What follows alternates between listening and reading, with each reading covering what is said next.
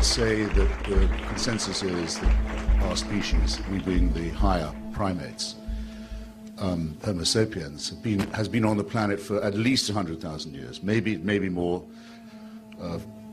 Francis Collins says maybe 100,000. Richard Dawkins thinks maybe 250,000. I'll take 100,000. In order to be a Christian, you have to believe that for 98,000 years, our species suffered and died, most of its children dying in childbirth, most other people having a life expectancy of about 25, dying of their teeth, famine, struggle, bitterness, war, suffering, misery, all of that for 98,000 years. Heaven watches it with complete indifference.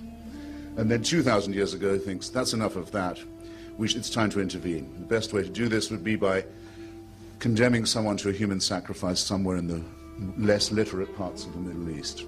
Let's appeal to the Chinese, for example, where people can read and study evidence and have a civilization. Let's go to the desert and have another revelation there. This is nonsense. It can't be believed by a thinking person. Why am I glad this is the case? To get to the point of the wrongness in the other sense of Christianity. Because I think the teachings of Christianity are immoral.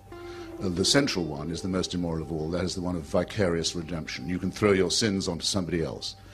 Vulgarly known as scapegoating, in fact, or originating as scapegoating in the same area, the same desert. I can pay your debt if I love you. I can serve your term in prison if I love you very much. I can volunteer to do that. I can't take your sins away because I can't abolish your responsibility, and I shouldn't offer to do so. Your responsibility has to stay with you. There's no vicarious redemption. There very probably, in fact, is no redemption at all. It's just a part of wish thinking, and I don't think wish thinking is good for people either. It even manages to pollute the central question, the word I just employed, the most important word of all, the word love, by making love compulsory, by saying you must love.